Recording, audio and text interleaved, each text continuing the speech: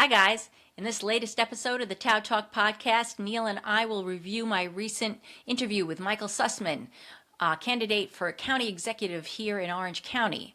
We're also going to address some stolen election signs. We're going to update you on the condition of my left eye.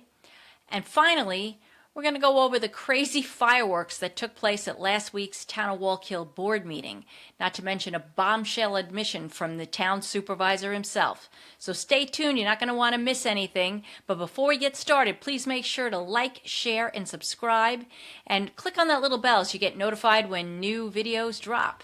Let's get started.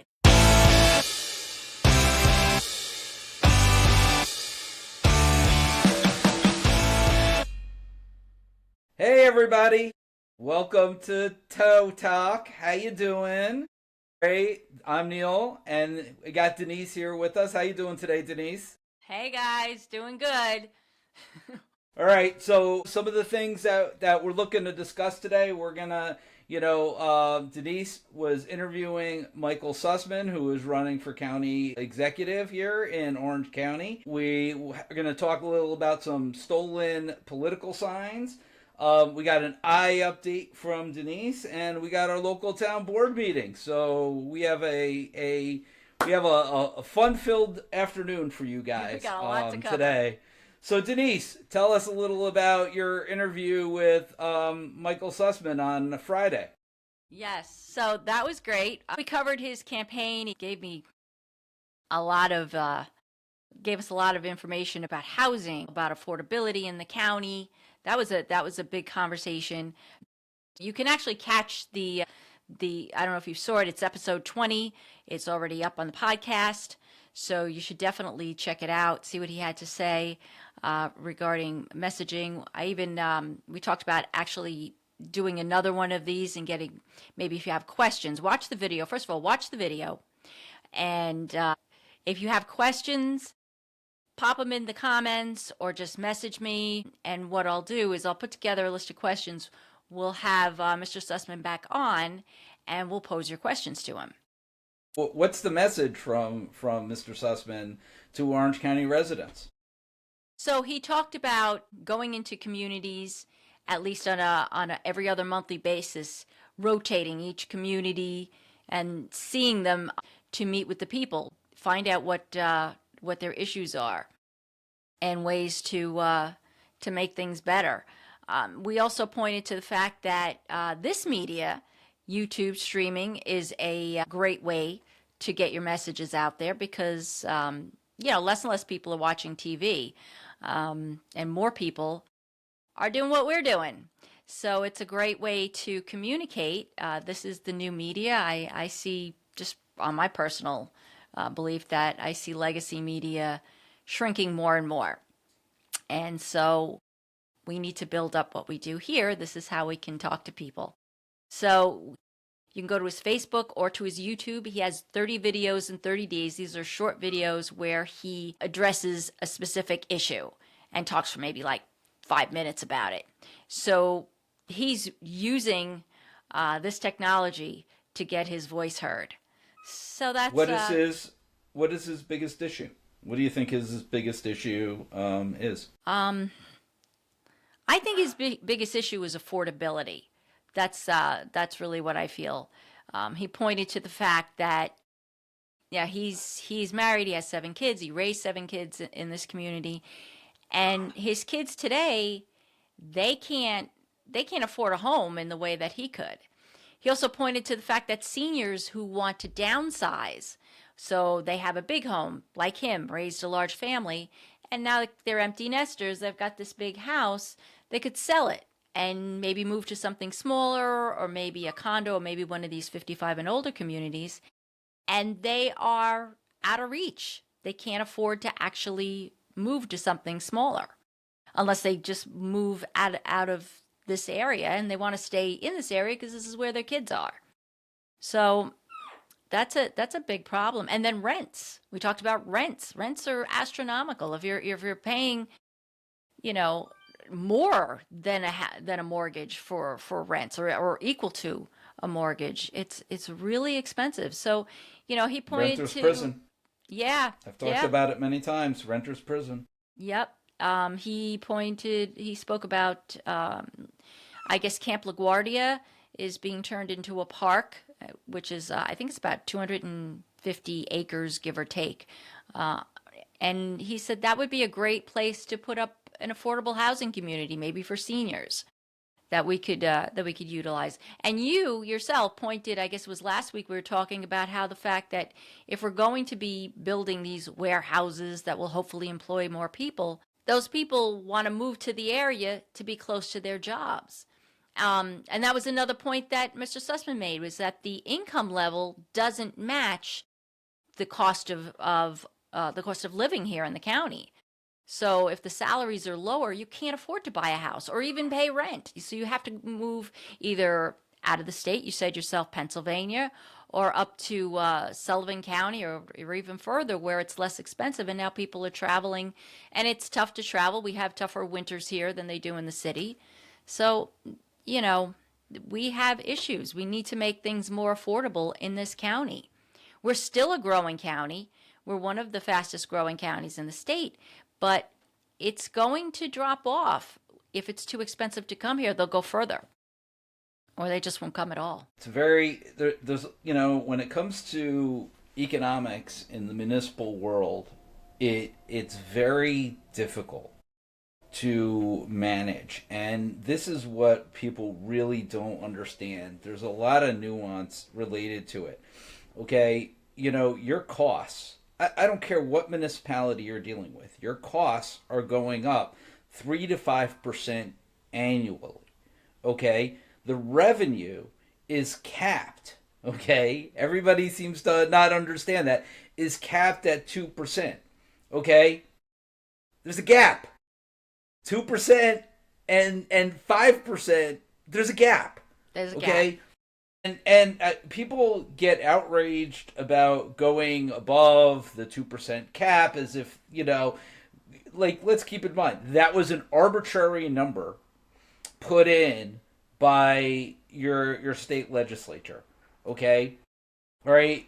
There's no way around it. The only way to really, in Orange County, the great thing in Orange County that we have is we have shared sales tax revenue. So as we grow sales taxes here in the county, right, through either the Woodbury Commons or cannabis or whatever it may be, right, you're growing those revenues, and that helps alleviate, right, the property tax burden.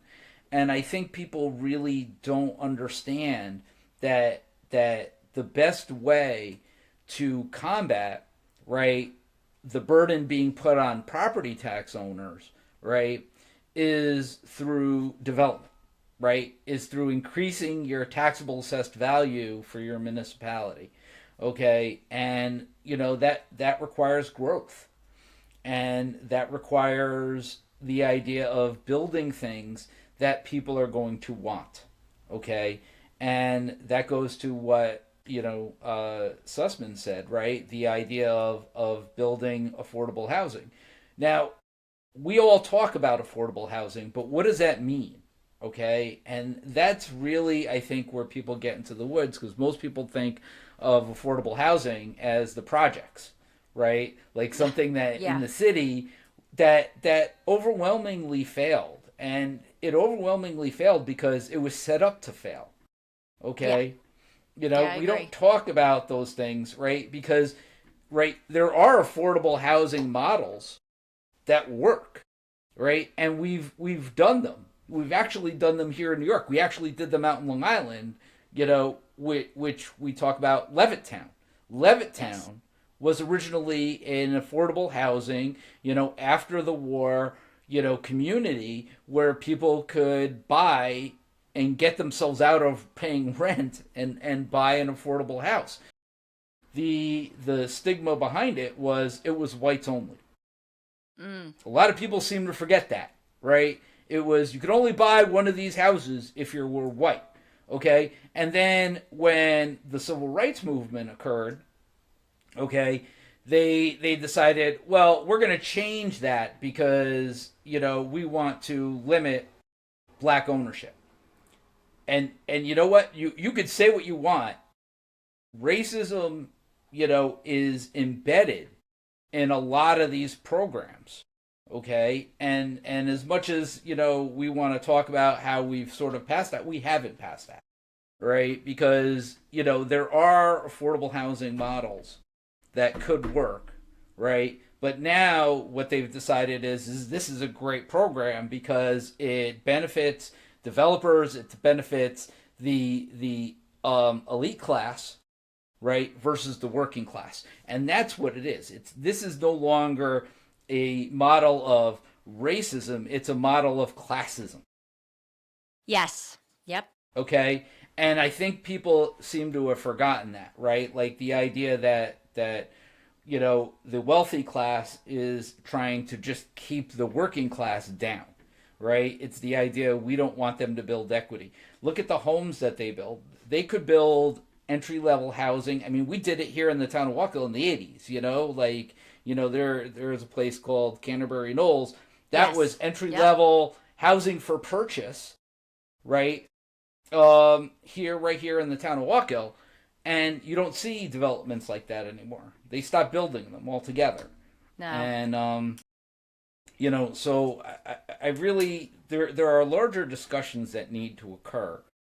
But everybody is so entrenched in their line, right? Because of fear, that it has stifled everything. It really has stifled all types of growth in all different types of sectors. And people all of a sudden are like, well, you're anti this and you're this, and it's like you may be none of those things, and it's just the idea of you understand basic economics, you understand how government works, and you just want to see government do the right thing. Yes. So getting back to Sussman, right? If I knew nothing about Sussman, I knew nothing about government, why should I vote for, in your opinion, why should I vote for Michael Sussman over Steve Newhouse here in Orange County? What are your thoughts on that? Now that you've heard Michael Sussman, you've lived under Steve Newhouse, what is your opinion here? So I think, and you just touched on it, you touched on racism. We're seeing a rise in that. He's a civil rights attorney.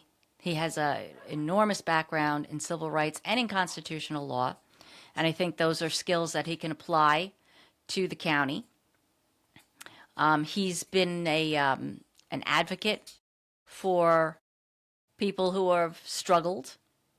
He mentioned that he fought to save Valley View from being shut down, which created an affordable place for seniors who are in nursing care, and that's a place for them to go.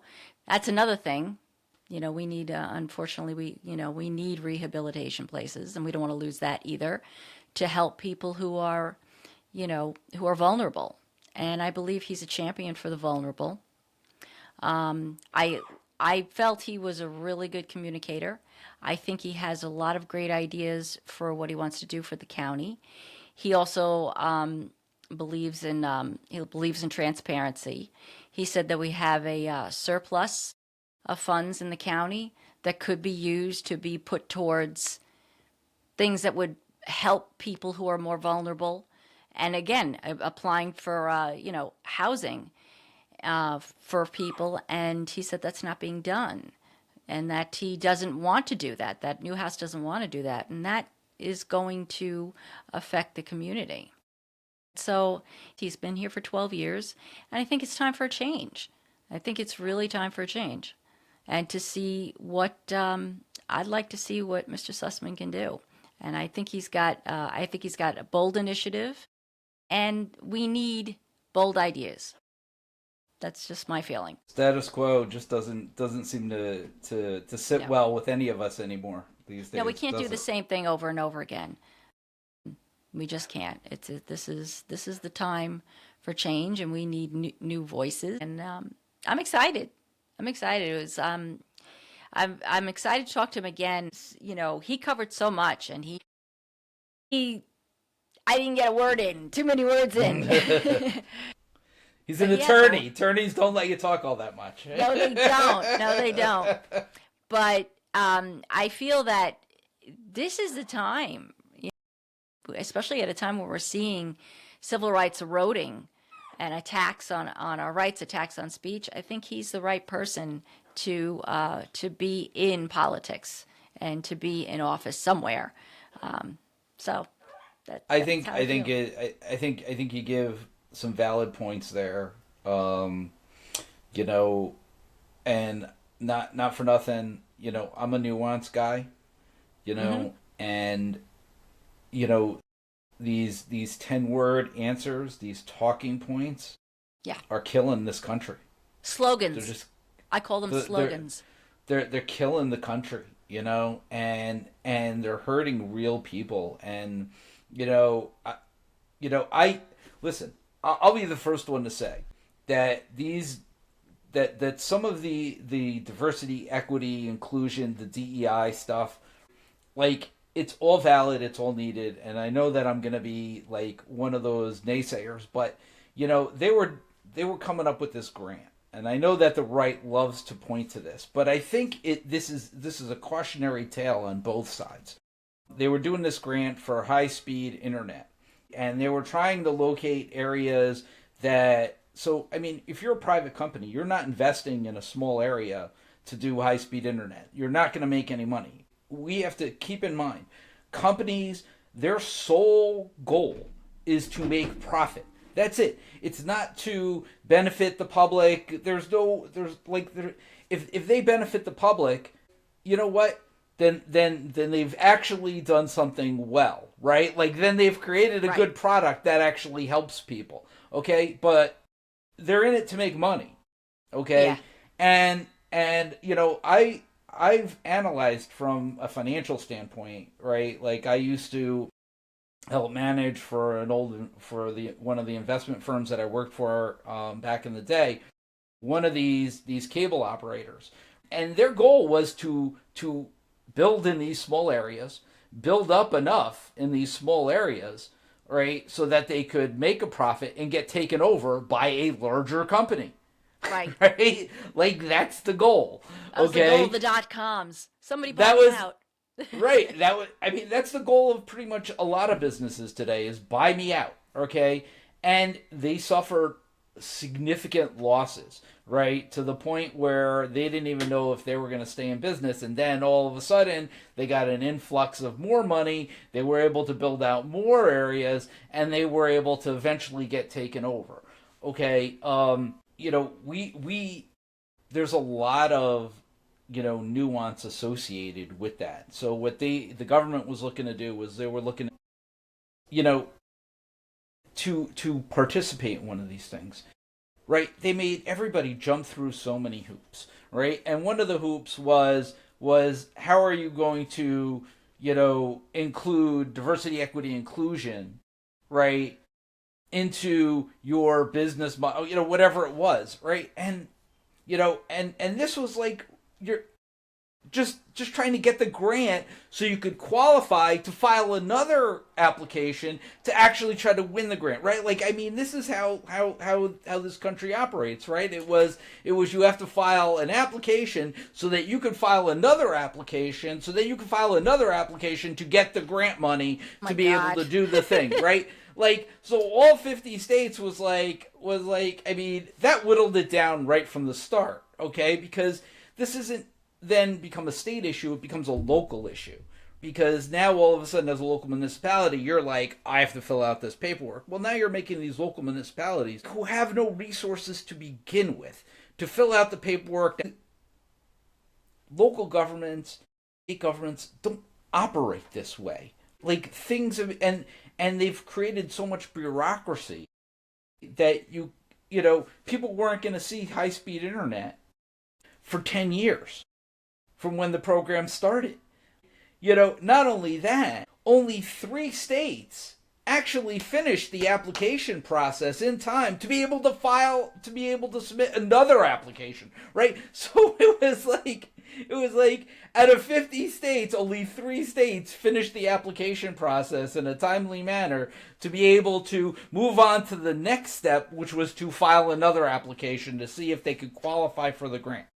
That's crazy. That's crazy. Right? And people wonder why Democrats are hated. This is why Democrats are hated, right? Like, I mean, it's the idea that not everything needs to be that thing, right? It's like high-speed internet. We need to go, the tiger countries, right? So you're talking about Indonesia, like those countries out there, and the Asian countries. They have decided that internet access is a human right. Think about that. Yeah. Internet access is a human right. Okay? The idea that being able to access the internet, what does that mean? It means accessing education. It means accessing commerce. It means accessing elections, accessing the ability to know what bills are being passed in your country, and being civically Absolutely. active. It literally has become everything, okay? Now it's sort of become the mechanism for disinformation, too, at the same token. Well, yeah. Right? So that's a different concept. But this idea that we talk about healthcare being a human right, water being a human right, like freedom of speech being a human right. Like some of these things, we have to ask ourselves, is this a necessity to live in this country and be a participant in this grand scheme of democracy that we call? You Yes. know? I always go back to the best internet that we have in this country, right? You're gonna laugh. Chattanooga, Tennessee. Huh? Did you know that? The No. best internet, the fastest internet, the best internet that this country has is in Chattanooga, Tennessee, right? And it's government owned and government run. That's interesting. Right? Because sometimes when government does something, it's not bad. Okay? We've become on this idea that and it's because politicians get into office to make things bad because they want to put forth, right, their agenda.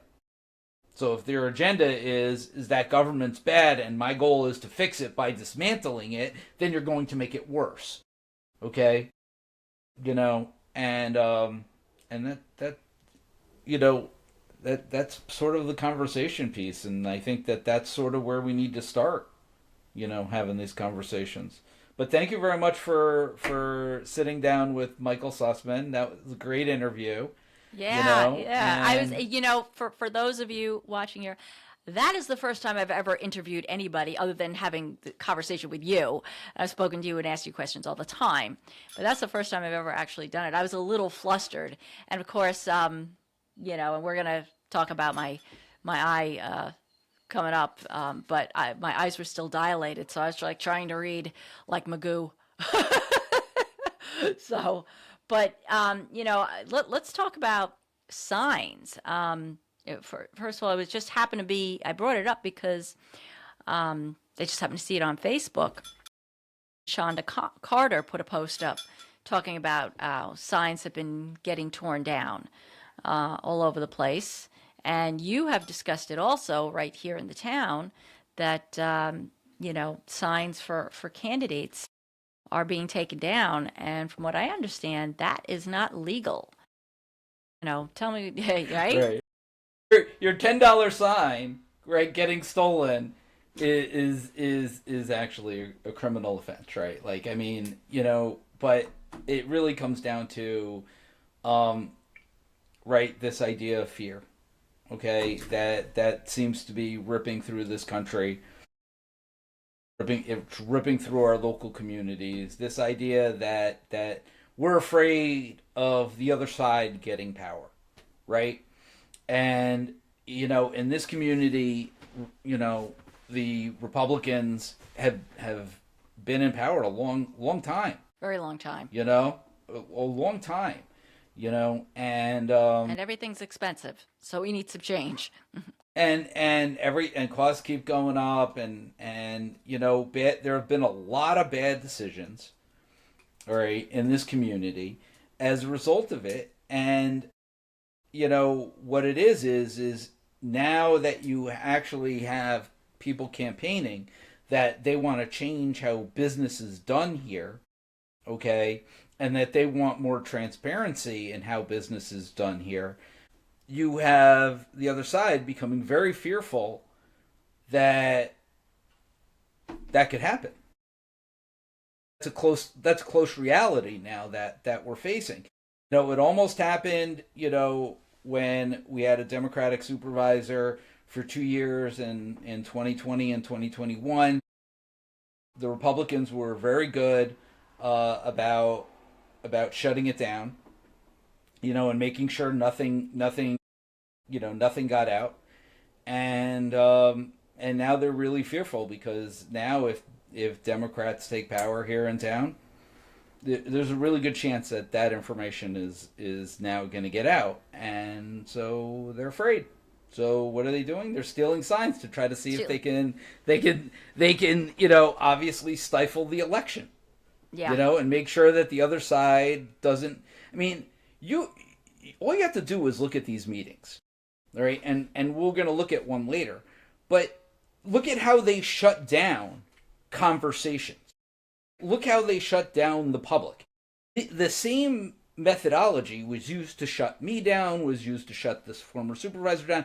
It's this idea that what they do is you ask a simple question, and then they make it sound like you're accusing them of something. It's this conflation that you're the one that's wrong, because you should never have asked the question in the first place to hold them accountable. And that's, excuse my language, that's bullshit. Yeah. It's your job as the public to hold your public officials accountable, and they should answer your questions truthfully and honestly. And if they can't do that, then they need to get somebody who can. And if they can't do that, then they shouldn't be in office in the first place, because they're really poor leaders. All right? Well, that's End of story. The point. That's the point. I mean, if your policies were working and you were doing a good job and you were transparent with the public, and you've got some great ideas, you wouldn't need to steal signs and find ways to shut down your competition. If you have to take this action versus, I don't know, why don't you just run on your policies and get elected because you're good leaders? Clearly, that's not the case. If you have to do that or badmouth people, you don't have anything. But first of all, that kind of politics I'm sick of. Okay, this kind of, well, they're bad, the other guy is bad. Well, what are you doing that's good? That's what I want to hear. I want to hear what you're doing, because we're not getting that message. That we no longer have positive conversations about the good things we can do, which goes back to Mr. Sussman. He did share that. He shared his advocacy. He shared his representation of people, of vulnerable populations, of vulnerable people. He shared his civil rights stuff. He cares about people. One of the things he said is, I don't put myself above anyone. He made a little crack about the ruler, about, I guess Newhouse was sharing a ruler on the 4th of July, and he said, yeah, see, he wants to be a ruler, his name on a ruler. He says, that's not me. He says, I don't put myself above anybody, and that's what we need politicians to do, because any of us can be a politician, and we're made to see that only certain elite people can, and they talk down to us. And we're supposed to agree with that. That's not what this is about. We're the people, and we have the power, and we don't want to listen to this bullshit. I've spoken a lot. People who have had conversations with me know, I've said, like our local town board, I said they want to be kings on a hill. I say that all the time, right? So the town hall in the town of Wallkill sits on top of a hill, right? That's a little and hill. it literally overlooks the town, right? Like the main part of town.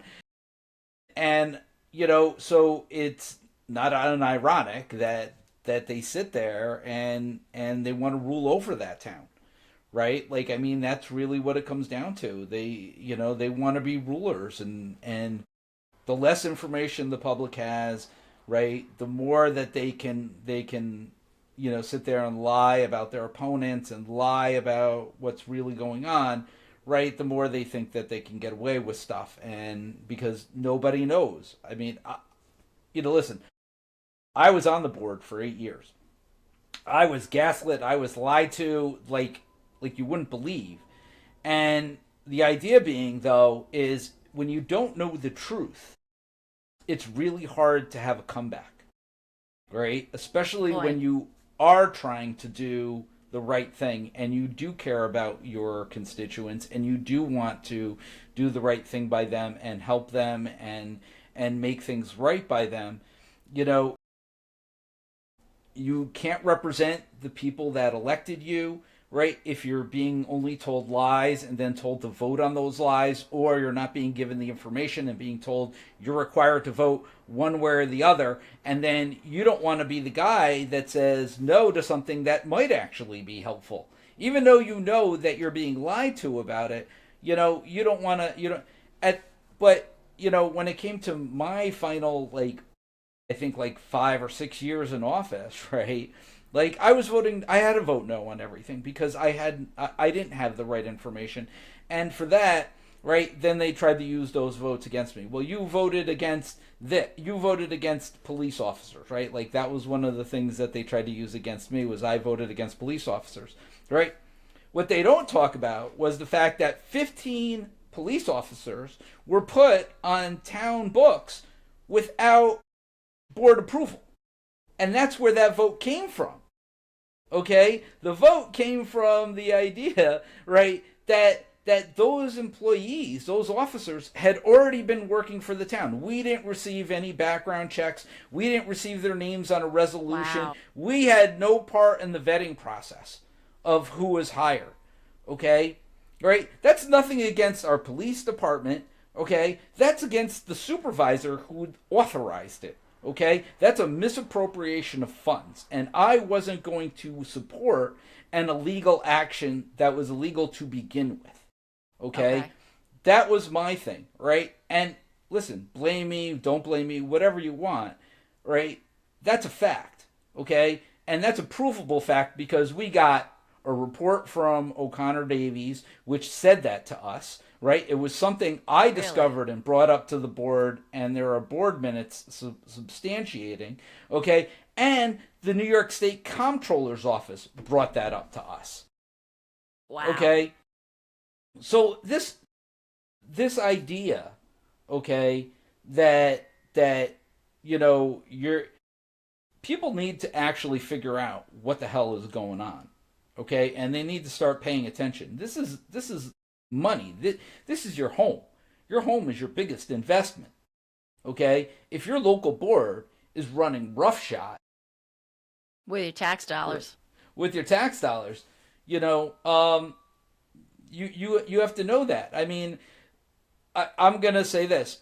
We're not going to talk about this, but I think it bears mentioning. If anybody wants to watch the town board meeting from the other night, they'll see they talked about our roads, right? Most of our roads were C grade, right? So now if you're looking graded, grades, yeah, right? That was my next question. It's like a school grade, right? Like A to F, okay? So right, so you start asking the question, all right, we're a C grade. Why are we a C grade? What is the town spending its money on? Okay, why is the town only a C grade? We have all this money coming in, the board is paving roads, is talking about paving roads, we're talking about having money. We had all this ARPA money. Where the hell did it go? Question. Right? And this is our homes are only as good as our roads and our infrastructure. If infrastructure starts falling apart, right, our home property values start going down. And they may want to go, well, home property values are going up in the town of Wallkill, so this is great news, right? How long does that last for? Yeah. Okay? Because it's only as good as everything else around it. All right, I've advocated for a long time about spending more money in highway. and paving more roads every year and getting more. I mean, we've bought the tools.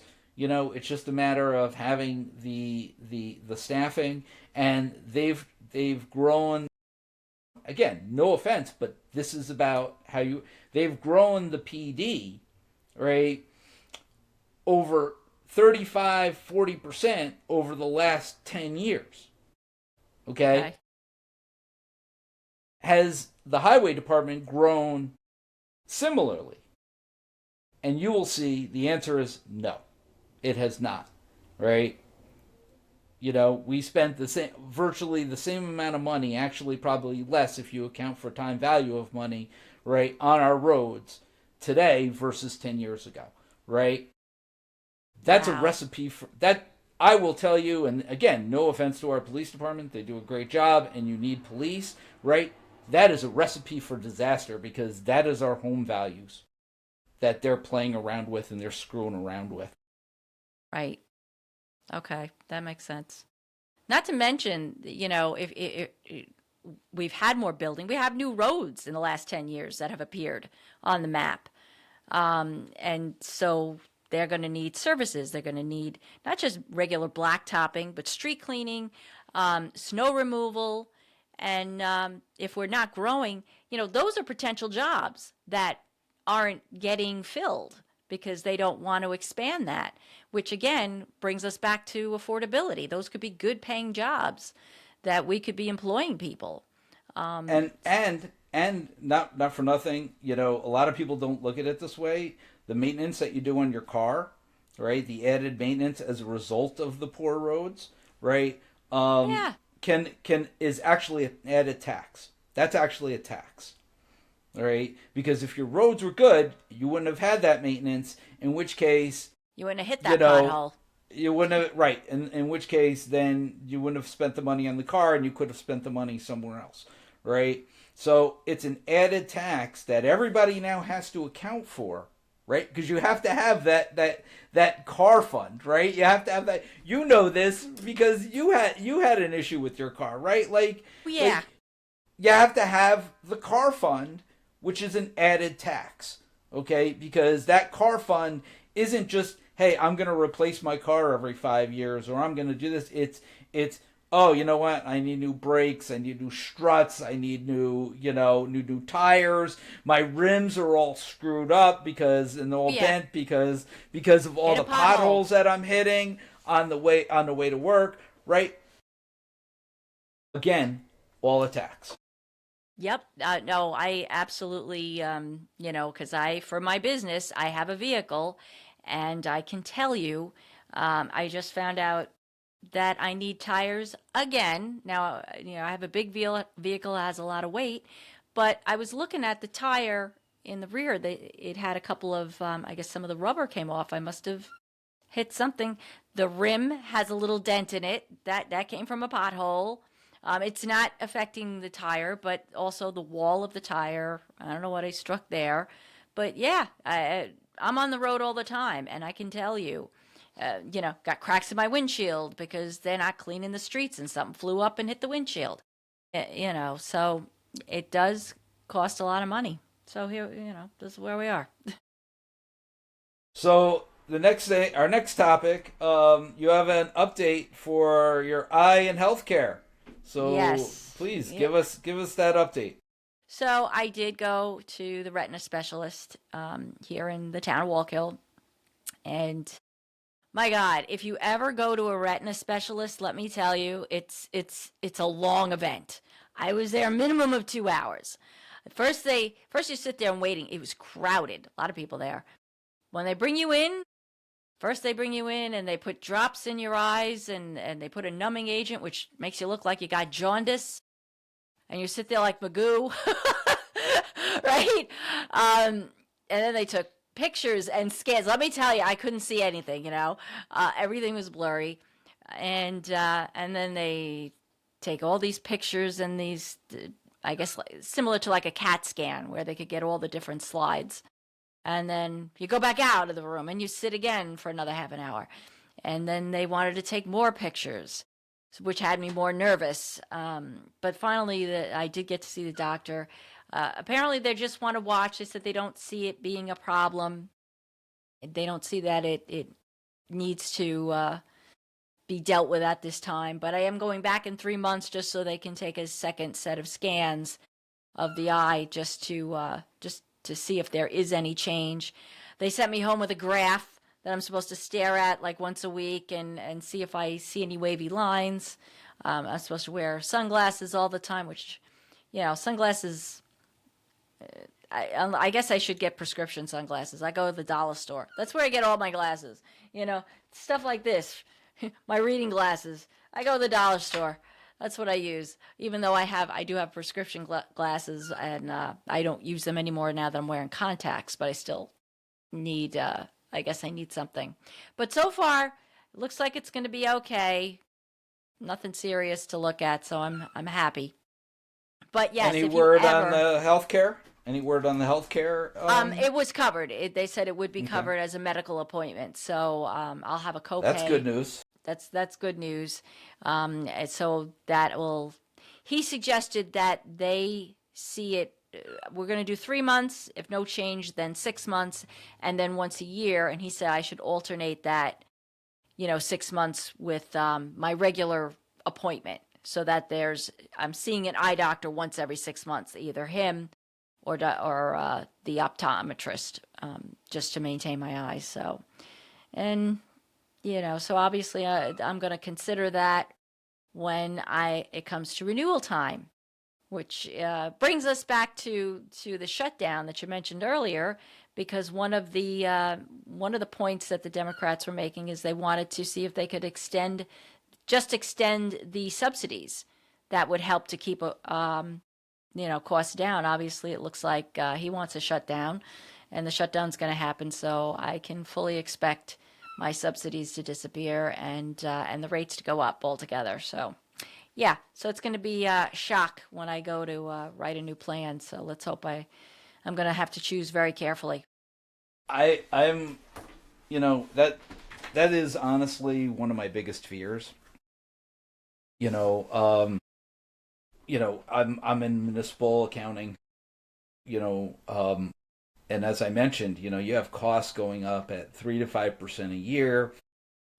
Most of your costs are labor costs, so Yep. it's very intensive. 80%, I think, of most municipalities, their cost is labor cost, and with that is your health care. And we've been lucky the last few years, but any spike in healthcare, given how labor intensive, it is. I mean, that you could be talking millions and millions of dollars, and it's not like that 2% is a lot. You look at I mean, look at the volume of people it covers, right, though. 2% of $1 million is what, $200,000. I mean, you're not getting that. Doesn't 20. really get you anywhere. Or $20,000. Yeah, it doesn't get you anywhere. Yeah. So I have a lot to think about. Sorry, that's gonna make me look really bad. We should cut that. Yeah, you're an accountant. You didn't know that? All right.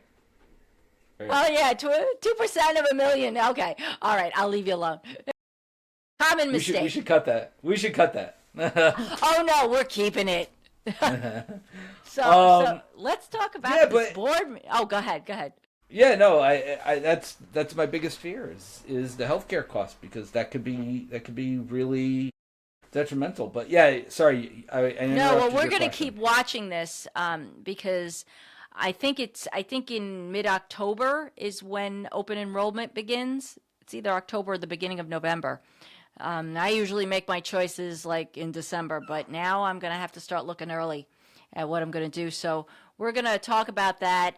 If you have concerns, or if you're being impacted by healthcare, you're already seeing that your rates are going to be coming up, just drop a comment below. I'd like to hear from you, and just tell us what's going on. I'll definitely, if we don't actually talk to you directly, I will comment, share your comments on what's happening, because we need to have this information out there. People need to really know how our healthcare is going to be impacted because these cuts are going to evolve. They get bigger over the next couple of years.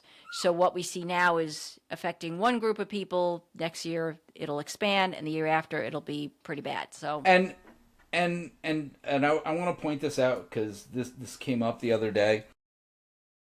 It may not be your individual health care that gets hit this year, okay? But it could be a service that you utilize that's being hit. Yeah. Okay? So and I'll give an example. In Arkansas, it was recently known that domestic violence shelters are closing throughout Arkansas. Really? Right? Because of the fact that the federal government cut funding. Okay? So this means, right, massive layoffs, okay, because you have all these people that work the shelters, but even more so, it means that women, particularly women, who utilize these services won't be available to them. And so when we talk about healthcare and we talk about some of these things, don't look at it as being, oh, well, they're just cutting for immigrants, or they're just cutting for this, or they're just cutting for that, right? These cuts have real world impacts and are going to have real world harm to real people, okay, from all walks of life. And I guess I was misunderstanding that we are compassionate people, and I'm realizing more and more as each day goes by that that's not the case. And so I know we talk a lot about individual health insurance. It may not be individual health insurance that gets cut this year. As she said, it's sort of going to be evolving over the years. One of the early casualties we're now seeing is domestic violence shelter. That's terrible. That's really terrible. So, all right. Well, I think we will definitely be covering more and more the cuts and how it's impacting, because there's a whole lot of people across the country being impacted, not just even in healthcare, but there's a lot to talk about. So I see us continuing to talk about that. Well, over the next I few think weeks. that, and right, just as you said, right, you had a conversation with Mr. Sussman about this. What is this going to mean for Orange County in the future, right? New York State will likely, be very good in terms of being able to try to cover, at least initially, some of these expenses to supplement what the federal government is cutting. We are a wealthier state. We're a giver state. Arkansas is a receiver state. So these type of cuts will obviously impact them more than they'll impact us, at least initially. But at some point in time, they are going to come, and just kind of as right, Michael, and you pointed out, what does this mean for Orange County? Because as of now, we have great services here in Orange County.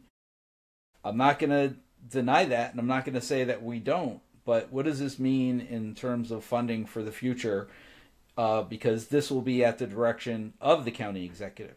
The county executive will make these priorities. The county legislature will make these priorities.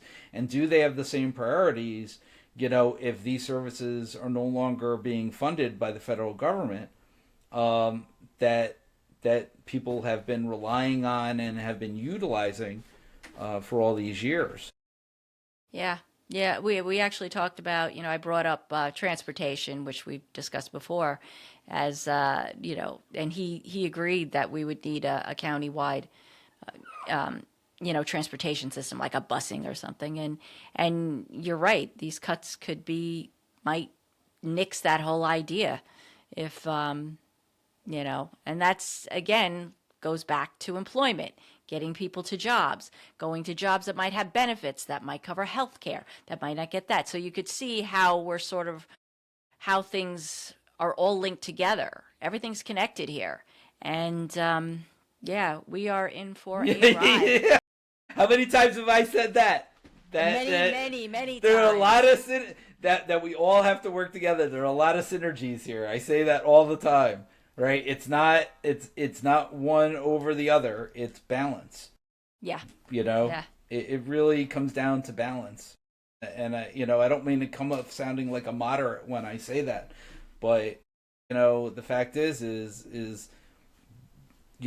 when we talk about things, we talk about balance. You have to have balance. You have to have balance in your life. We talk about having balance in government. We talk about balance in your job. Like balance is literally in our lives every minute of every day. We hear about that.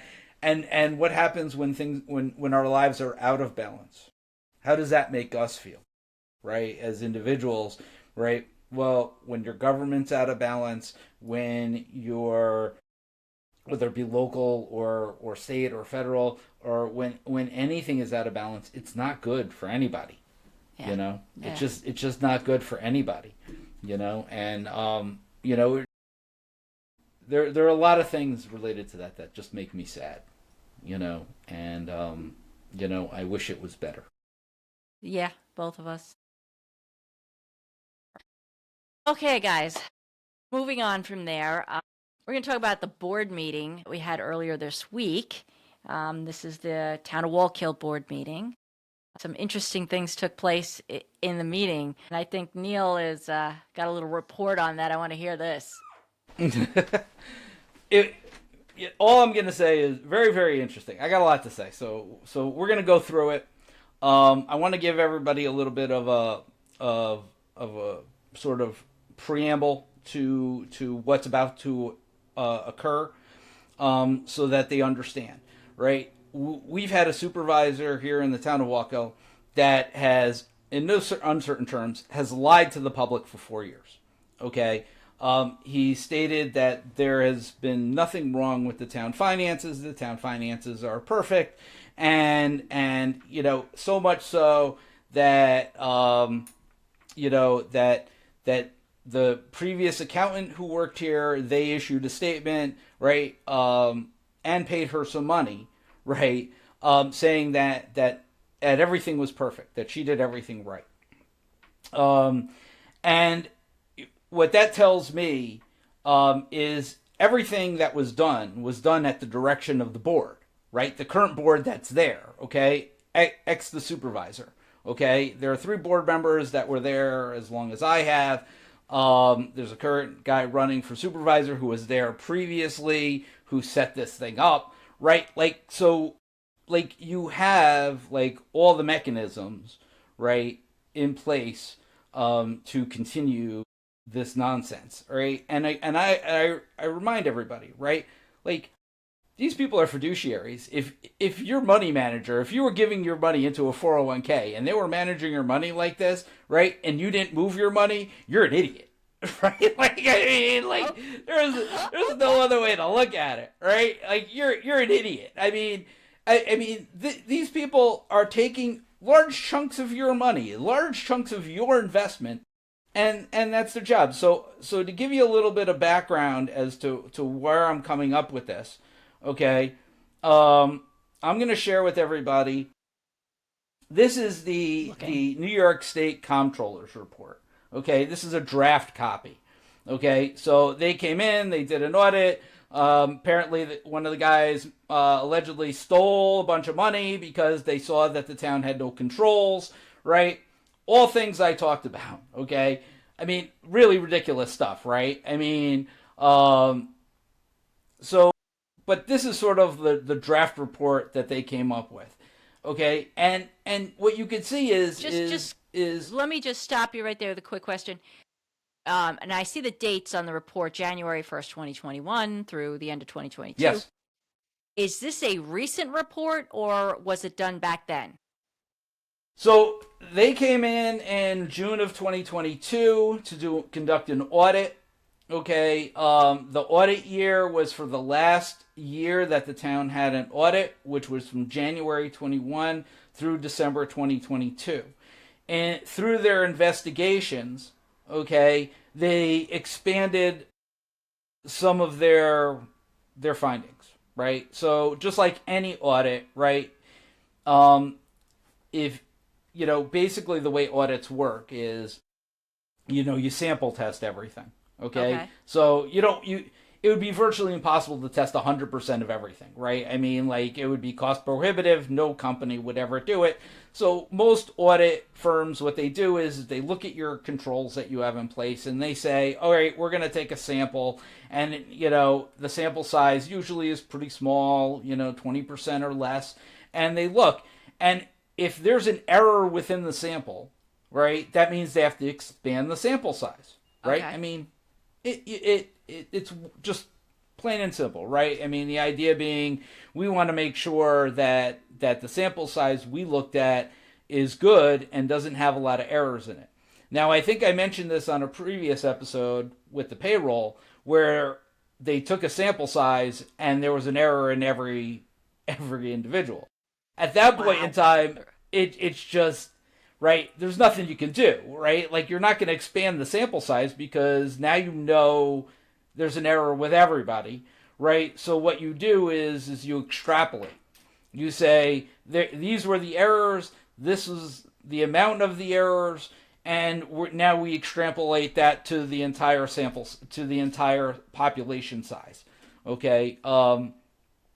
It's very, it's very kind of simple. It's not hard. I get why people say that people with math backgrounds or people who are good with math go into this type of work. I'm more of a savant as it relates to the procedural stuff. Obviously, not with the numbers thing, as you could have seen from our previous skit before. The previous segment, right? Yeah. But at the end of the day, we look at this. So what we see is that they went back to 2018, right? So the audit period was from 21 to 22, but for certain things, they went back to 2018. Yes. And they found errors going all the way back to 2018. And then again, right, it's, well, what do we do, right? Like, we can't just keep going back and saying that there's issues. So what they do is they say these were the errors, and then we extrapolate and blah, blah, blah. So they did go back to 2018. They found that there were problems. Basically, to summarize a lot of these problems, it came down to the board wasn't putting forth accurate financial numbers, is really what it comes down to, right? What that means, you have to kind of read their entire report to kind of like get an idea of what that means. But essentially, they were overtaxing constituents and underserving them for what they were doing, right?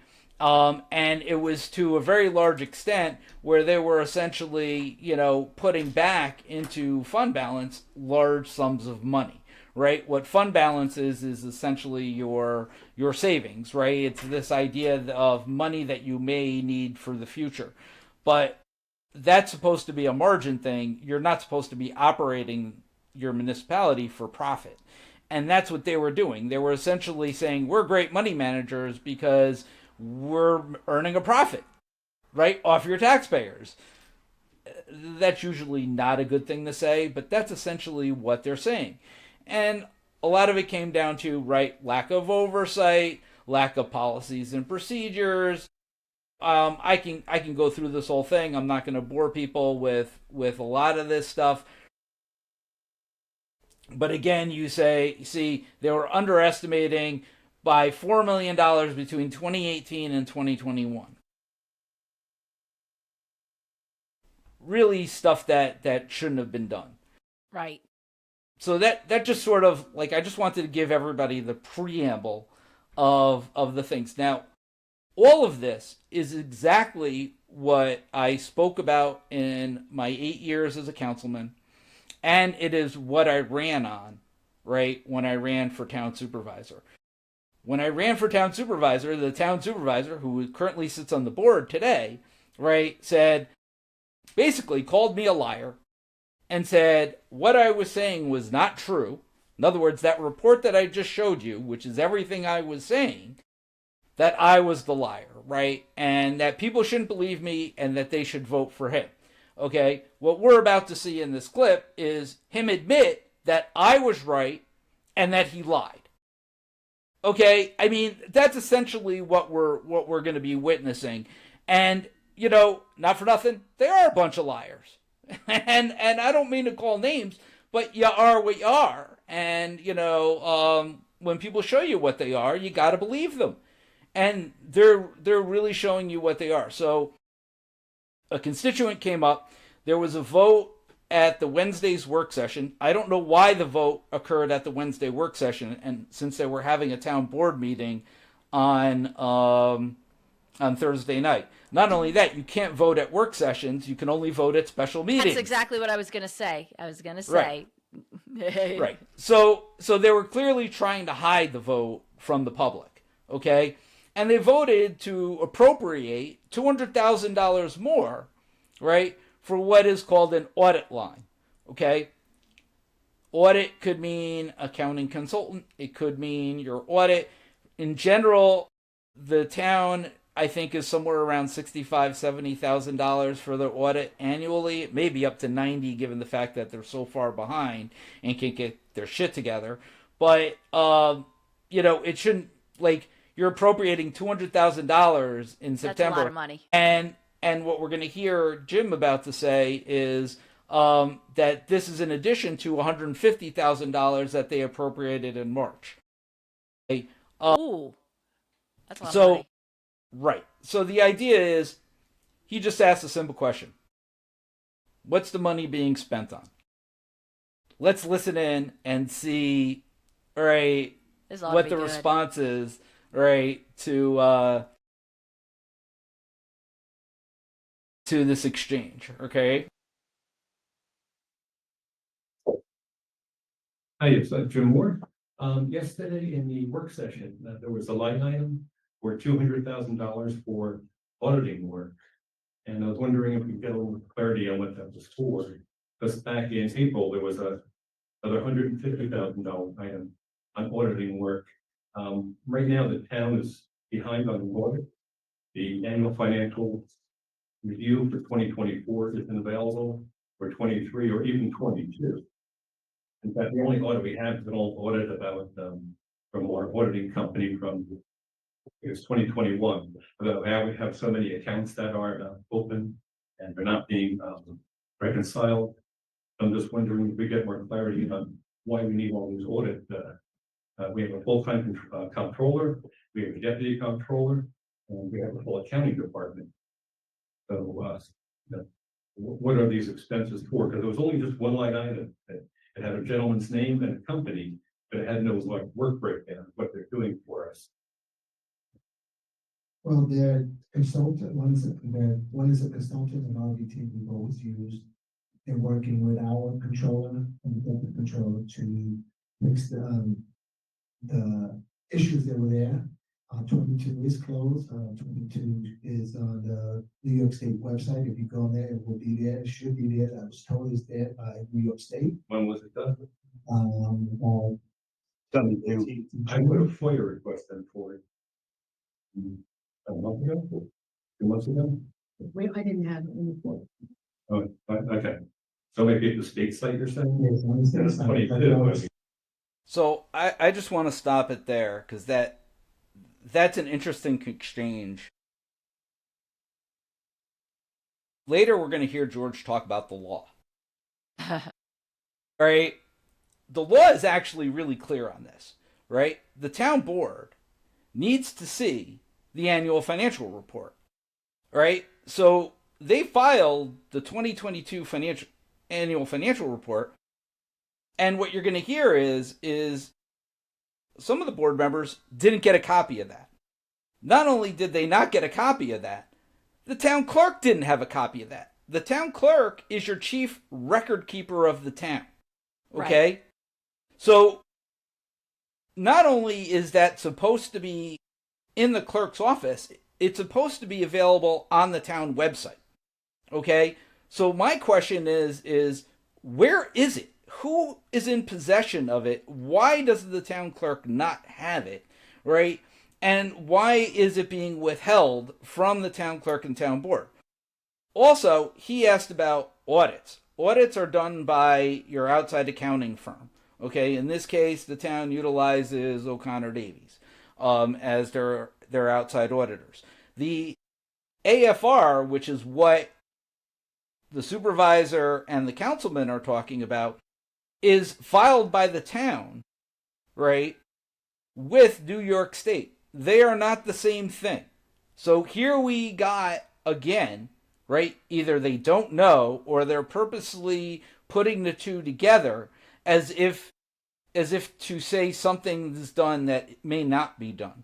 You see what I'm saying? It's a very good tactic in terms of the public isn't going to know that there's a difference between your AFR and your audit. All right. So after this meeting, I actually did myself a foil to try to foil for the audit. I haven't gotten a response yet.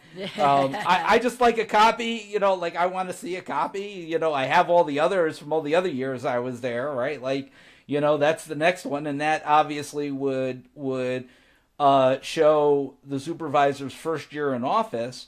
But I would like to see the audit and the board report that they have on that, and I would like to understand why that wasn't made available to the public. But I just wanted to kind of bring that up because I think that right, like they're already starting off with a lie, right? And what I found was interesting was not only that, he just asked a simple question, what's the money for?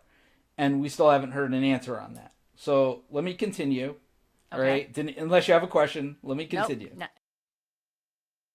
So 22, yes. Okay, what about 23 and 24? We're working on it now. As you know that in the past, when I took over, it was, oversight was taken away from the controller. And now there wasn't that many people. Now we do have a deputy and a controller, 2 part-timers. Yeah. Okay, for separation of duties. And then we separated duties also in HR. So now we got an HR person and payroll. So they're working very diligently on trying to get everything done. I can just tell you that over the last 3 years, every employee has been paid, every bill has been paid. Okay, so a couple of things. No one asked about payroll or being paid, right? He just offered that up for no reason, and he's going to continue going, right? So we're going to get to that in a second. He still hasn't. Oh, I want to point something else out. He said, we didn't have a deputy supervisor. Weren't you a deputy supervisor? All right, we can get into that. So first of all, I was only deputy supervisor for 1 year. Okay? When the former supervisor, Democratic supervisor, took office, he made a Republican, right? Councilman Johnson was his deputy. Okay? All right? I only became, so after the accusations were levied was when I was made deputy. Okay? So I just want to clear up that lie right there, right? Okay. Because that's a lie that they've been telling now forever, and I'm really kind of sick of it, right?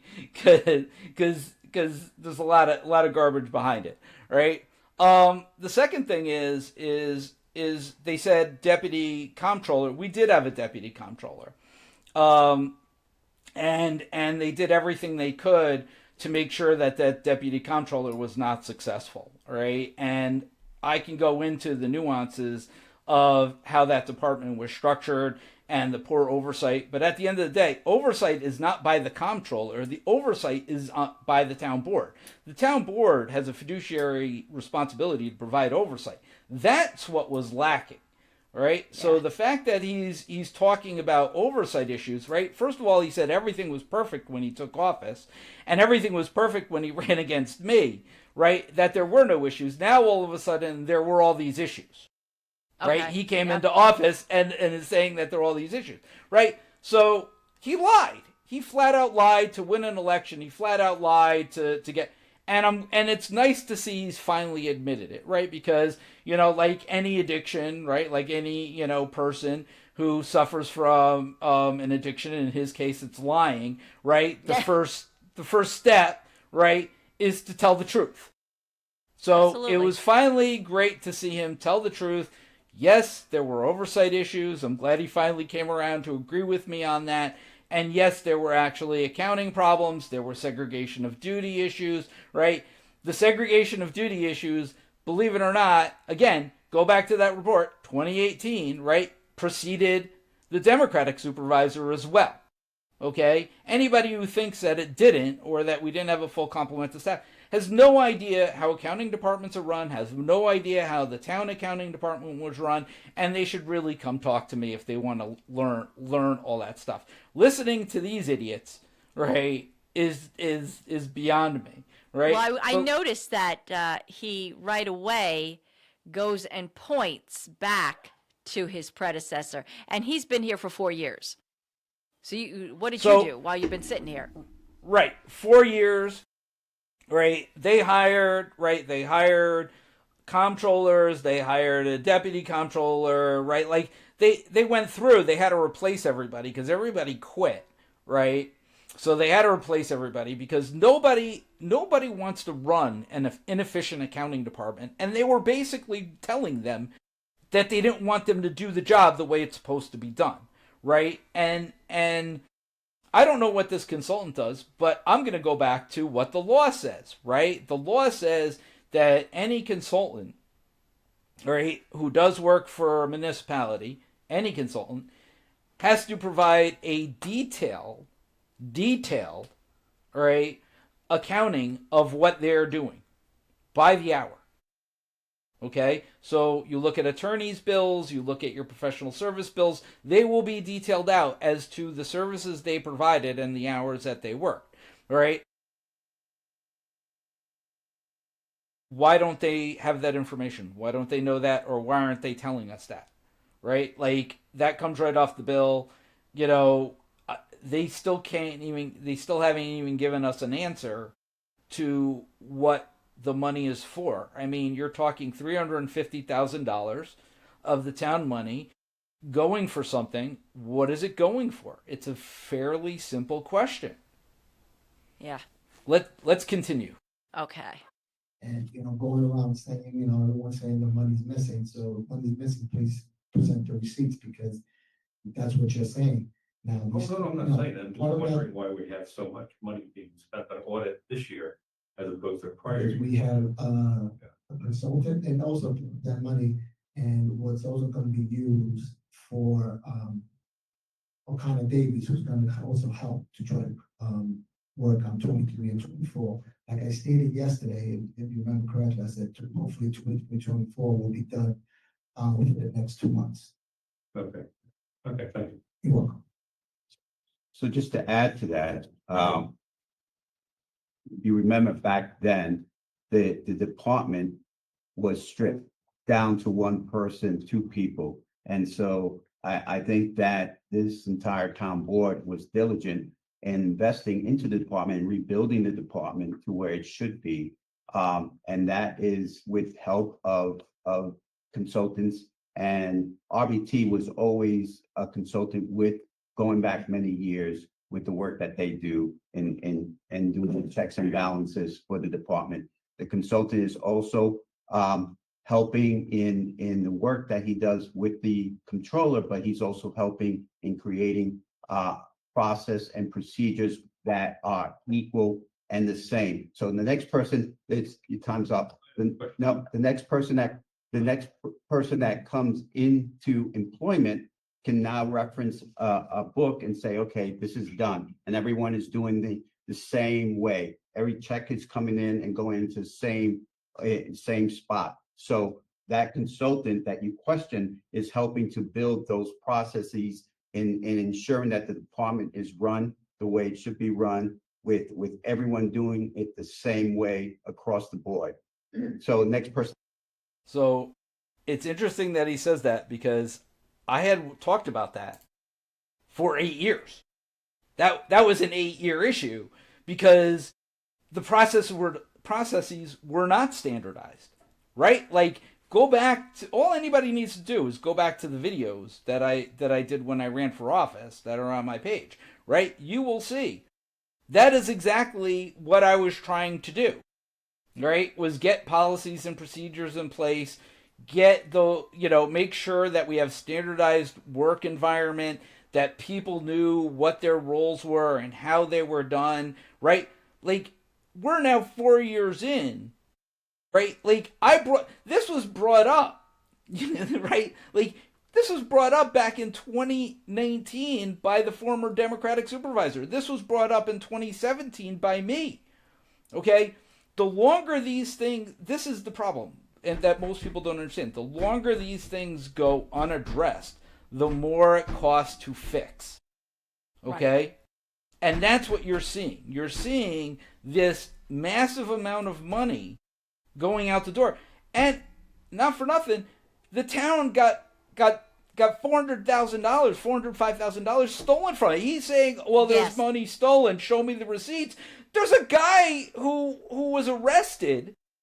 Okay? And is about to go, right. It was about to go into trial, right, for stealing money from the town because they didn't have processes in place. They didn't have controls. They didn't have segregation of duties, right? There was only one person doing everything, right? Like, that was the point of what we were trying to accomplish prior to Supervisor Serrano getting into office, was putting those things in place, and we were prevented from doing so, right? So now what we're seeing is this cost that just keeps going up and up because, again, where is the oversight, right? So you're hearing Mr. Valentin talk. Are the other board members included in this? Or is he the one solely doing this? Okay? Right. I noticed that he just sort of volunteered that. Like, he didn't have to say anything, would have been better, but yeah, interesting. Right. So they're admitting everything that I said was true. So they're admitting that they were liars, and now they need to fix everything. And again, you can't hide the money. Right? You can't hide the money. Okay? You can hide all these other things, but at the end of the day, you can't hide the money. And now, all of a sudden, somebody asks a simple question, and what you're hearing is, oh, Neil was right. Okay. That comes in, can reference a book, reference a manual, reference anything that is in the department, and knows that that's where it's done. Could I ask just one more question? Go right ahead, because I want to give you an opportunity because that last audit, that's the only one I can find out there from 2021. It had 60 accounts that were open. Do we know how many accounts we have open? we have about the same amount of numbers. About the same? No, I don't think so. Because one of the items was that they don't reconcile these, which means we can't close our books right. That is not, they are being reconciled. They are. There were issues prior to me coming into office, yes, and we've been addressing them. All what you refer. Did he just say there were issues prior to him coming into office with reconciling the accounts? Just to let you know, yes, there were, and we had lots of documentation on that. But that's not what you ran on. You ran on the fact that everything was perfect. The other 3 board members there said everything was perfect. They actually paid somebody $300,000, right? And then said everything was perfect. And now we're hearing, oh yeah, prior to this, right? Prior to me taking office, we weren't reconciling our accounts. So I'm at a loss now for, like, you know, the fact that these guys haven't all been, like, carted off, right? Like, I mean, they're literally spending they lost $400,000. They're spending $350,000. How much money will the taxpayers in this town allow these idiots to spend of their money before they say enough is enough? Good question. Well, let's 22, add to 21. 22 is on website. You go to the state, and I got an email from them that it's on there. So the actual report Again, itself from O'Connor conflating Davis, I believe the AFR town clerk with will be audit. getting them within the next couple of days. Okay, so you'll post that. Okay. Just to add, I know with, you're asking these questions, and there is a concern, and there should always be a concern when it comes to taxpayer money. I understand that. But when you're gonna put out information, make sure you put out correct information. On both sides. Everything I said was true. No, I'm just saying, just adding that to my comments, because I've heard a lot of things that people are saying in regards to that. And I understand that, there is a concern with taxpayer money, but I can guarantee you and say that no one is stealing money from I the didn't state. say that. Now, I'm not saying you, but I'm just saying in general, because I know this is where it's gonna go the next time around. So, I case in point, in July 9th work session, there was $72,000, and a light item that was recovered from accounts that were dormant since 2016. So the concern is, it was 72,000, and you split up between the different funds and stuff, but that's what I'm worried about, is this money lying around that we're not aware of. And that's what they're in here to do.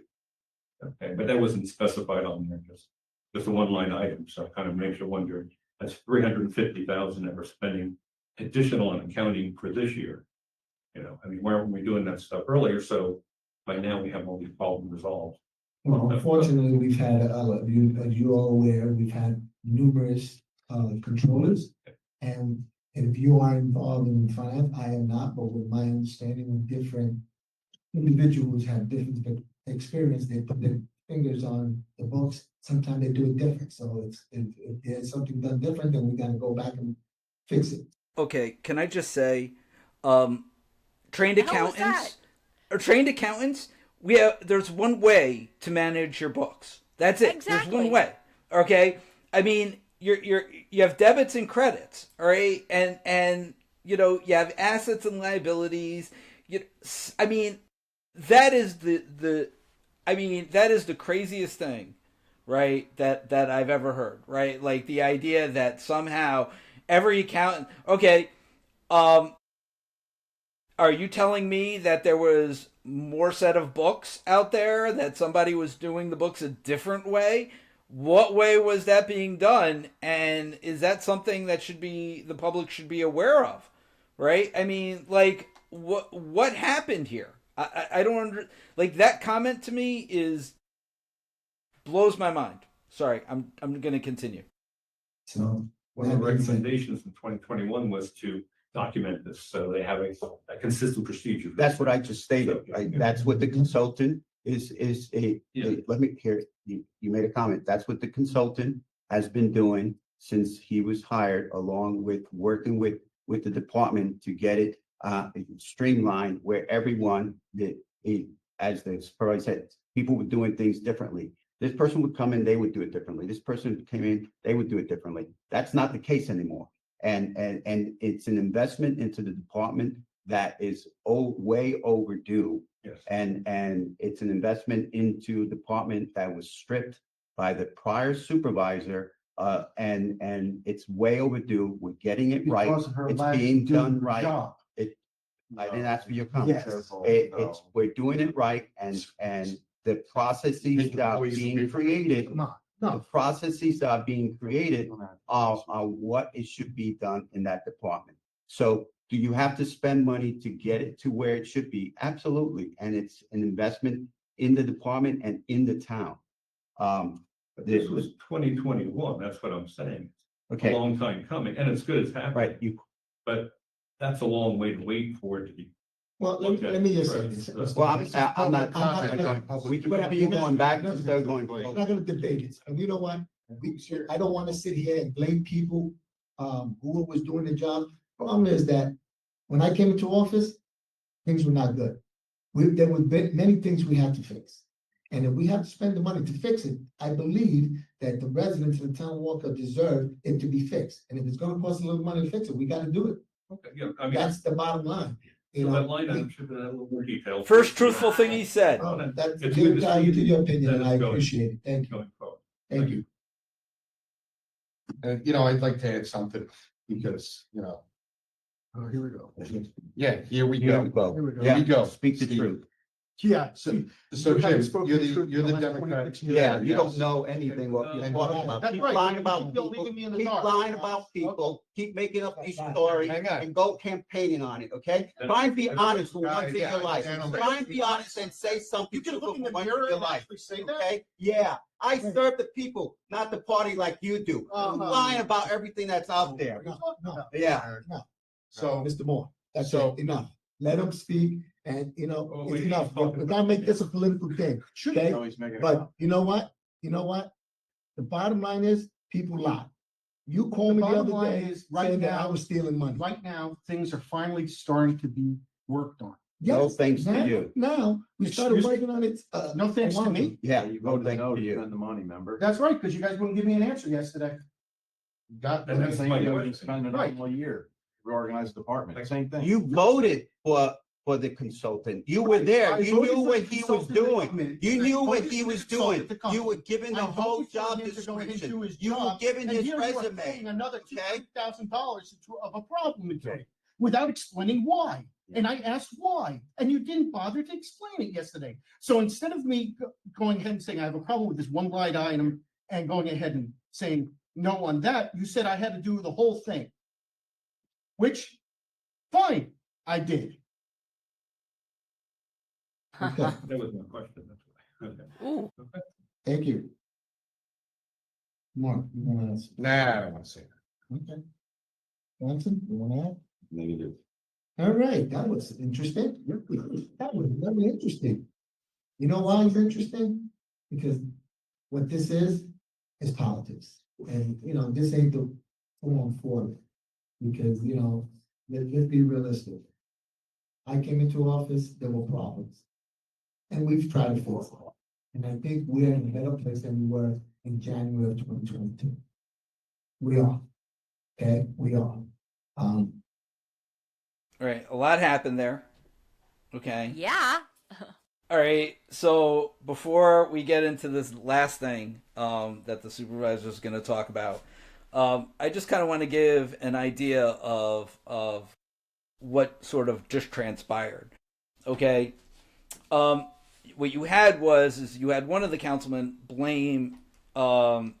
He's the one that started the politics off, right, by blaming the former Democratic supervisor, saying that he caused the problem. As you could see by the comptroller's report, this problem preceded that person. We know that problem preceded that person. We have a report that O'Connor Davies gave us Which you that just showed us. Right. No, that was a different report. That was Okay. a different report. Right. But they also showed us that there was a problem. Okay. So, I'm sick and tired of the lies myself. And I've been listening to that man speak, right? Councilman Valentin speak for a long time. And it's just a lie. It's just one lie after another. Okay. I'm glad they're spending the money. I'm glad they're getting the department on track. But if this guy's a consultant, right? I would have two questions. Why is he not coming to the meetings and explaining the services he's rendering, right? Yeah, that makes and what sense. he's accomplished, and provide and why isn't he providing deliverables to the board, right? Because the board is his client, so he should be providing detailed deliverables to the board, right? Now he could be giving them to the supervisor. Why isn't the supervisor then passing them along to the entire board? This is an entire board issue. Finances of the town, okay, are not a political issue. They are a governmental issue, right? The fact that he's making it into politics, right, is disturbing because he's essentially politicizing your money, Oh, right. Yeah. right? He's saying that I mean, and this impacts everything, right? Like, we did have a report. We did want to spend money. In fact, go back to those meetings. You'll see, I, as deputy supervisor at the time, was advocating for more money to be spent on the department, and they were saying no. They didn't want to Yeah. spend for consultants. They didn't want to spend the money on on fixing, the reconciliation problems. And now what are we hearing? Oh, those existed, right? And we were trying to fix it. We were the ones that uncovered it, and we were the ones that are now trying to fix it. Come on, for 4 years I listened to that man talk about how there wasn't a problem. They issued a statement, right? They paid somebody $300,000 and admitted that there wasn't a problem. Okay, so now all of a sudden we're hearing them speak that there is a problem, right? So they've been lying for 4 years, and they've been the one politicizing it. I give Steve credit for standing up, but again, my question is, if he's being asked for an additional $200,000, where are the deliverables? Yeah. I would be What are remiss you getting to for that vote. money? Right. I would be remiss to vote for that kind of money, right, when I don't know what I'm voting on. All right. I would be in the same spot he is. I would say he should come to the board. He should give a rendering of what he's accomplished. He should provide, he should be providing detailed invoices, right, as I stated earlier, that should be provided to the entire board, right, before the board votes on the warrants. These are basic things. I mean, as I said, I serve in a municipality. I've had board members come to me and say, can I get, can I see this detail related to this vendor? And I give it to them. Like I don't mess around with that crap. I get asked the question, I give it to them. And in fact, I make available to them every time we pay bills. I say, here are the bills we're paying. You have a week to come to my office and review the bills. All right? I can tell you that doesn't happen in the town of Wallkill. That's Okay. All right. So it's very interesting to hear that exchange. And again, I don't think anything that was being discussed there was political. I thought, having a discussion about how the accounting department is being set up, what policies they're putting in place, who's doing what work, what type of work is being done, especially when, now keep in mind, $350,000 for a consultant. Yeah, that's a lot. Okay? That's a whole Right? lot. They are paying over $350,000 for an accounting department. Okay? So, and that's per year. So, what, like, from the public standpoint, from the board standpoint, what is happening here? What are the issues that you're facing, right? And is there proper oversight occurring over the consultant services that are being provided, right? Like, Yeah. I mean, that's another question. Who's providing those oversight services? And is the person providing the oversight providing a report to the board, right? So if the whole thing is that there's liaison meets with the department, and then they're supposed to keep minutes and provide a report to the board. Are they providing that report to the board? Because I'm not hearing it, right? Like, I heard the councilman just say, I have no idea what we're spending this money on. If he doesn't know, then the public doesn't know, and that wasn't explained to him in any type of way, right? Like, we're hearing the summary, but there should be like, okay, these are the accounts that we're having an issue with. This is the general ledger Absolutely. issues that we're having. There were a bunch of issues with intercompany transfers, right? Interfund transfers, right? Where they didn't reconcile. Is that the issue that we're having? Is it an opening balance issue? When we converted the financial system, like, those are the things, right? So now we're going to get to the last part and finish this up. The situation with 21 and 22 was bad. Okay, however we got there, we got there. My job was trying to move forward, and I don't believe, I know we've done that. Whether you want to accept it or not, whether Steve Janella want to accept it, Eric, you, Mr. Moore, anybody else, the bottom line, people are upset because of the craziness. just recently, it was stated that I was stealing the hotel tax money. And if people take the time to read the law that was written by my predecessor, it states that the checks for the hotel tax goes to the supervisor. So if you're gonna put stuff out there and say that George Serrano, the supervisor, is stealing money and putting the hotel checks in his personal account, first of all, I will hope that everyone on this board would know me better, know that makes no sense. I would not do that. But if this is the politics they want to play, put it out there, okay, be it. That's what it is. With that being said, I'll make a motion to adjourn. Second. All in favor? Aye. Thank you. Oh, Alrighty, there was an okay. admission right there. I mean, yeah, now you're volunteering stuff. That wasn't even Well, on the that- table.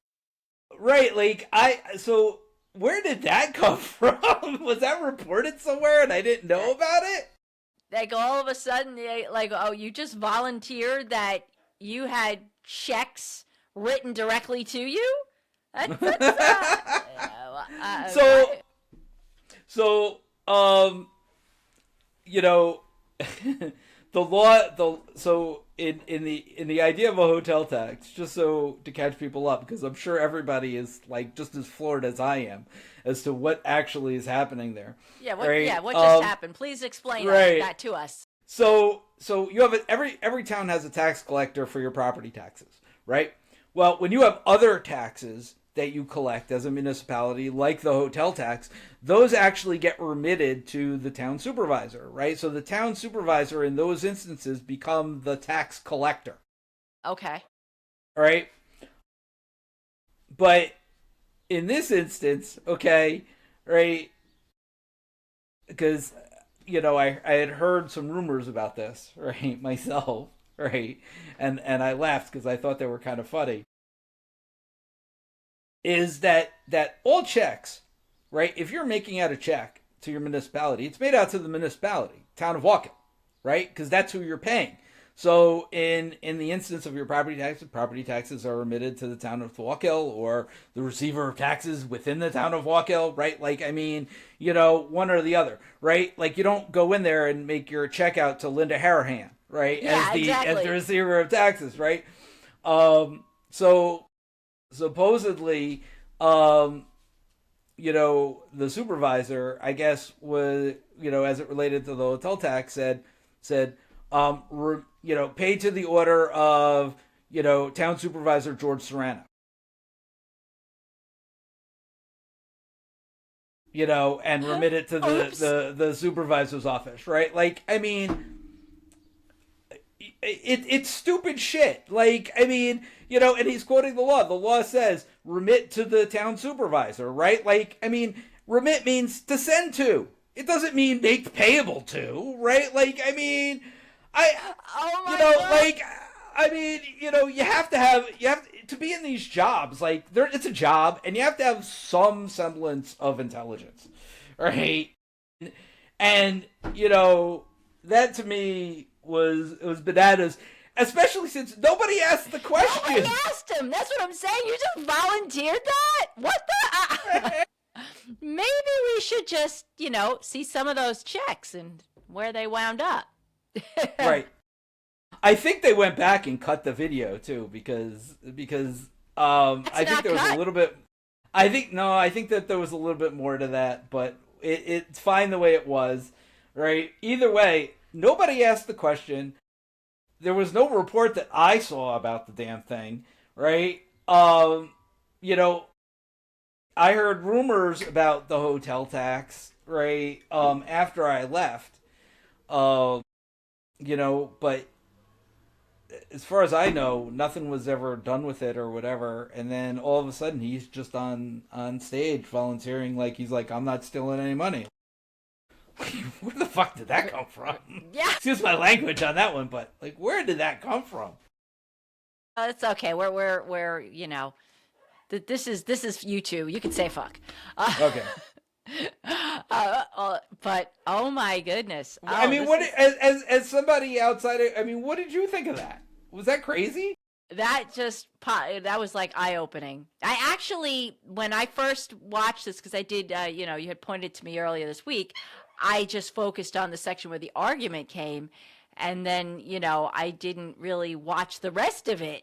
So I didn't see that part until now, because I wanted to talk about it. As soon as I saw the whole argument, I went right to my husband and said, you got to see this, and didn't listen to it finish. And oh, wow. Yeah. So that's and again, something. I go to that wouldn't be a even question. That wouldn't even be something that would even be out there if the town had proper controls in place, right?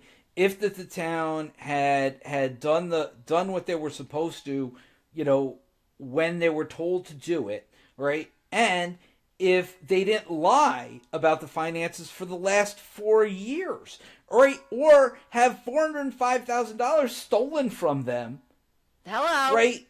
As recently as 2024. Like, we're not talking, like, that report that came out, right, was in 2021, right? And that was the O'Connor Davies report that we got, was in 2021, that said we need to fix these things. So it wasn't like they didn't know that there was a problem. All of a sudden they have to fix the problem because $405,000 got stolen from them right out from under them, and they had no idea. They had no clue. Wow. So it was sort in of this town. right. Like, I mean, this is, again, I go to, I mean, when it comes to election time, right? I mean, you got to start asking questions. What the hell is really going on here? And do we need new people inside this place, right? Yep. And when I say new people, I mean one of the guys running, right? Not for nothing, was the guy who got this accounting department set up, who set the whole thing up, To keep track of things. And he came to a board meeting and he flat out said to me, how can you make decisions without this information? And I flat out said to him, I said, well, I would like that information so I can make these decisions, but that information isn't being made available to me and being given to me. And his response was like, I don't understand why, right? Like, I mean, this is garbage nonsense, right? This is, to the outside public, this is garbage, right? But there was a real fight that occurred inside the place, right, regarding information and who had access to it, okay? And again, it seems that only one person has access to all the financial information of the town. And my question is why? Why? Why is it that this information isn't being handed over to the town clerk, right, as the chief record keeper of the town? Why isn't it being published on the town website? Why isn't it when you FOIL, you can't get this information? All right. Are you going to be asking about, let's see some of these canceled checks? I'd see how they would. I'm you know what? I have to start at the beginning. So my FOIL was fairly simple. I just asked for the 2022 audit, and I asked for so in Edmunds, right, which is their accounting system, you can ask for a detailed report of an account, right? That'll give you an account analysis of everything that has been spent in that account and the vendors. So that will allow me to be able to see which vendors they spent the most money on, and then I can FOIL the invoices to see if I can get the detailed invoices to see if what they're actually doing and what actual work is being put in place. So journalist Neil is on the job doing investigative reporting. Nobody else will, so apparently it comes down to me doing this stuff. But like, I'm trying to make it easy. It wouldn't be this hard if they would give the stuff to the town clerk and the town clerk would post it.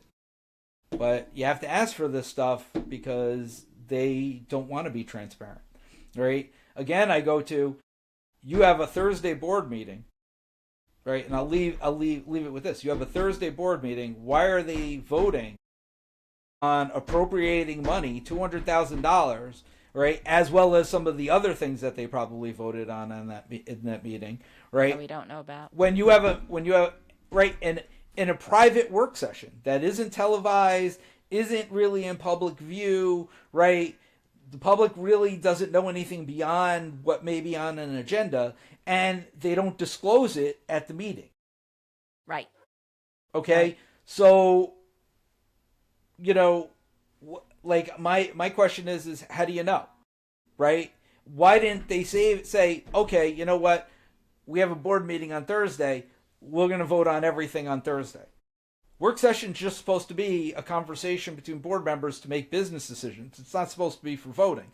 They do all their voting at the work sessions, and then at the board meetings, it's all pomp and circumstance to make them look good. And here you go. So, folks. Right. So how is that not political? How is that not political? Right? Very political. Right? That we just heard the supervisor say these meetings aren't to be political, right? We're about government, but yet they're doing government business behind closed doors, right? And you have somebody campaigning with the guys who are doing business behind closed doors. So if you have that happening and you have the other candidate, right, who did all his work sessions on Zoom, right, and did all his work, everything was public, right? Which one do you think is more for transparency than the other? Obvious. It's an obvious choice, So, yeah. And I was going to even just bring up the point. I thought that these guys had stopped doing these Zoom meetings. I thought they wanted you just to be there in person. I thought this was... No, they stream it on YouTube. Okay. So that didn't stop. Okay, so that was my. But that's bad. only the town board meetings, not the work sessions. The work sessions, That's what wasn't being. Okay. Yeah, the work sessions aren't being. So every Wednesday they meet for a work session. Those aren't being televised in any way. And Serrano's predecessor was doing that. Okay. All right. Good to know. All right. Well, this has been a marathon meeting. So thanks so much for just hanging. If you're still here, man, you guys are good. All right. And we will see you soon. Have a good one, guys. Peace out. Peace out. Well, thanks for watching our show. And if you haven't already done so, please remember to like, share, and subscribe. We're trying to get up to our first 1,000 subscribers, and we can't do it without your help. So do that. Also, leave us a comment. We would love to hear from you. And finally, you can follow us on pretty much all the socials. Just do a search for TOWTalk Podcast or sometimes Town of Wallkill Podcast. Thanks for watching. We look forward to bringing you more content in the future.